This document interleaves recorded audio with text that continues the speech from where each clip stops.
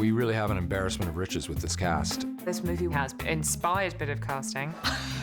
I've always wanted to write a movie about Holmes and Watson, and with this cast of such gifted actors and comedians, you know, it's going to be pretty fun. He's onto something now.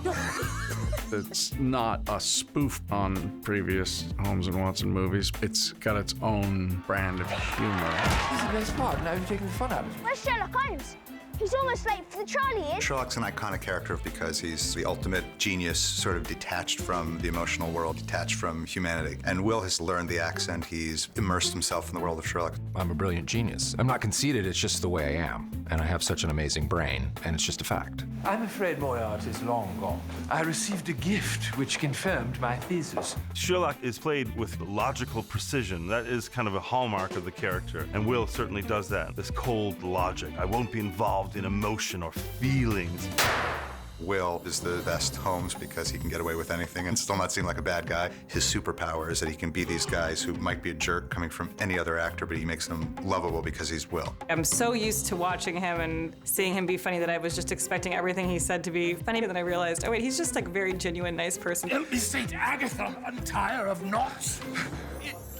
Is that the right saint? No, it's better. When we convinced Will to become Holmes, we needed a Watson. And then when John was available, it just seemed like the perfect set of buddies to be Holmes and Watson. It's really great to work with Will Ferrell and John, so you can just chat and tell them anything. They're always like willing to help as well if we ever need anything. Yeah. Just remember the 3 H's of a sore throat. Honey, hot water, and heroin. It's actually quite good for you. Watson wants to be thought of as a best friend and a co-detective, and you know, like all these aspirations for himself, all based on his love of Sherlock. But there's a struggle for Sherlock to be able to allow that to happen. You want me to be a detective?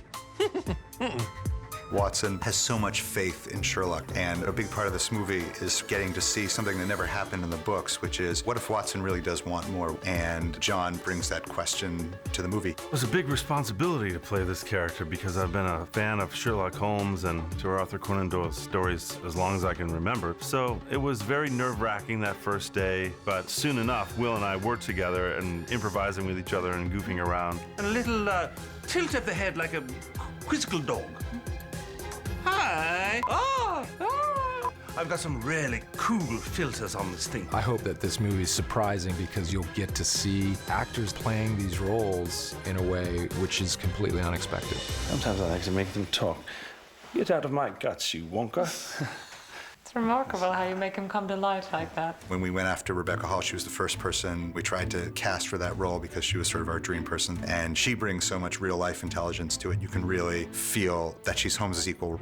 These women are here to identify their well-to-do husbands' bodies. I am the doctor. Look, Watson, grief has scrambled her brain. She thinks she's a doctor. She really gives Grace this kind of high status because Sherlock Holmes is very skeptical that women can even be doctors. And so she gets to have the upper hand with Sherlock, who very few people get that. A lot of the humor that comes with her character is part of a play on stereotypes about Americanisms and how British people view Americans and how Americans view British people. Rebecca's so amazing, and she has a lot of experience with corsets, so I've learned a lot from her about how to get into it without passing out. That was really helpful. Lauren Lapkus plays Gracie's companion, but she was raised by feral cats. She doesn't know how to speak. She's sort of a blank slate. Eitan has allowed me to push this to an even crazier place than I would ever expect. So there have been times where he's like, oh, you can go further than that, and I already think that I'm being so crazy and weird. So it's really cool that he wants it to be as absurd as it is. Lauren is from the UCB Theater out in New York and LA, and we just got her to do our very first read-through of the script, and she was so brilliant that we were like, she just has to do the part. Mrs. Hudson? Where is that woman? Hudson! Hudson! Hudson! Hudson!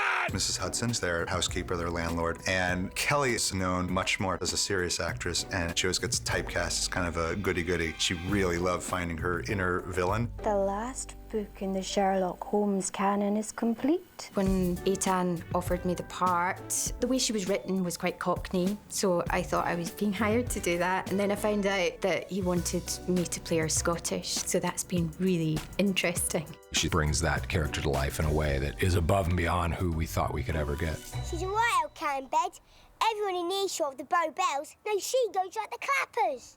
Everyone who knows anything about Sherlock Holmes, and maybe if they don't, they know that Moriarty is Sherlock's arch nemesis. When we talk about making a real Sherlock movie and there being real tension and real drama for Holmes to play off of, you need the best Moriarty you can have. And we're like, hey, we should cast a Ralph Fiennes type. We'll never get him. Holy shit, we have Ralph Fiennes. Look at him.